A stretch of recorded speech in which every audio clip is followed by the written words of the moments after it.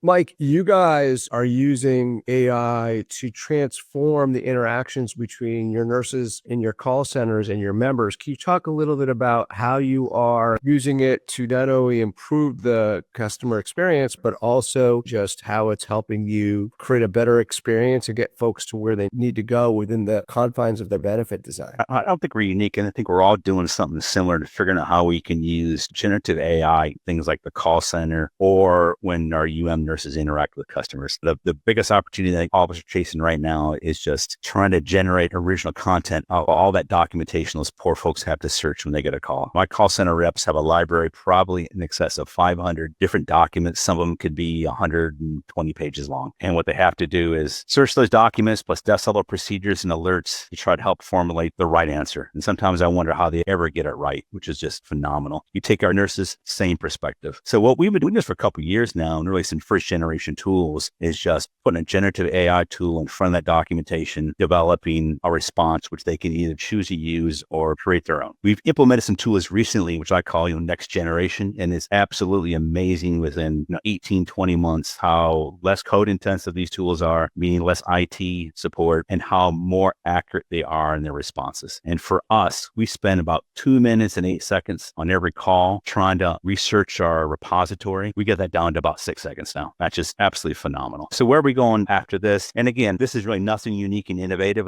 We're all doing this. We're all learning in this journey. Next for us is we spend about 4 minutes documenting a call. So big opportunity for us. And this would be basically every single call we take. We could reduce the call by 4 minutes if we could use AI then to actually document that call in our call record. And my folks aren't doing this on the keypad where they're trying to interact with you and they're not putting you on hold while they're looking up a document or trying to do documentation. That really is going to change the experience because now I can reward our reps for more soft skills around how they recognize what's going on the call, how they interact with consumers versus their technical abilities to be able to get the right information and document. The opportunities, you can go on and on using generative AI to actually do call audits. It's the next area we're headed. Eventually, and I think we're all doing this, is we're exploring what the hot term of the year right now is the agentic layer. How do we create super agents and utility agents and architecture where they work together? And for us, ultimately, is having that virtual agent, which my call center reps can work with. And I keep saying, we're not going to replace your jobs, but if you don't embrace the technology, somebody who does will take your job. And so again, I'll go back where I started. It's the people part of this. The technology is easy. We will get there. The people piece of it now is the hardest part of it I have.